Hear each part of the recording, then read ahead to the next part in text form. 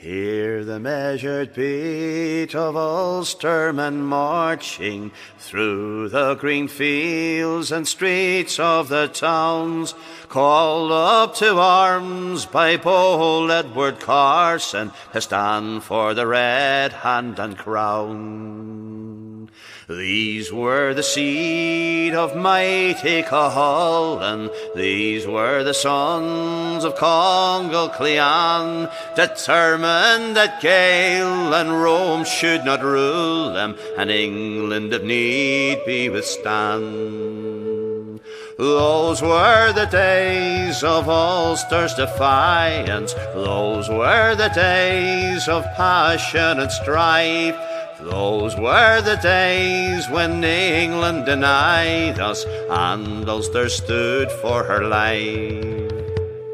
The call came for war and the volunteers answered. The 36th was formed in 1914 to fight the German Kaiser instead of faithless England, to maintain their birthright and king.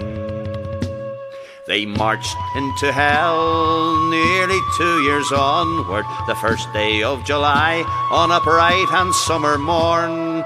Aloft against blue sky they bore the Ulster standard down the bloody road to the Somme. These were the men of Tyrone, Londonderry, Monaghan and Cavan, down and Donegal, the men of Armagh, of Antrim and Fermanagh, who walked the bloody road to the Somme. They faced the deadly hail from cannons and machine guns, through the bursting shells in hell of no man's land. Triumphantly they yelled the cry of no surrender, and fought the Kaiser's troops hand to hand. 3 miles they struck through enemy defences in the greatest charge of that European war. Like a mighty wave they swamped the German trenches, over fallen dead and barbed wire. Then they were cut off with no one to support them. They were mown down by fire from 3 sides. Bravely they fell like leaves in the autumn. Death reaped the bitter harvest of their lives. When the battle ceased, a young man was heard crying, bleeding from a wound where the bullet creased his head. There amid the maimed, the pleading and the dying, he held the broken body of his friend.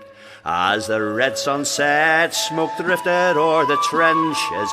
Dazed, bewildered men trudged back along the way. The carnage, it was great, the slaughter, it was senseless. 5,000 Ulster sons fell that day.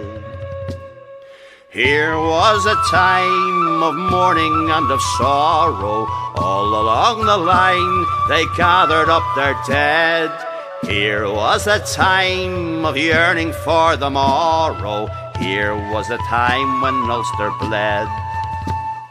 The land was filled with grief when news broke of the slaughter. Like heavy clouds it hung o'er Cruithne's brow. The telegrams they came to mothers, wives and daughters, and like warm falling rain the tears poured down. We count the bloody cost they paid for Ulster's freedom. We cherish memories of those who died so young. With passing of the years we will not forget them who walked the bloody road to the Somme. As long as earth revolves upon its axis turning, when day sleeps in the dark and wakens with the dawn, as long as sun goes down and rises in the morning, we will remember the Somme.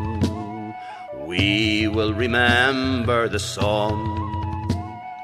We will remember the Somme.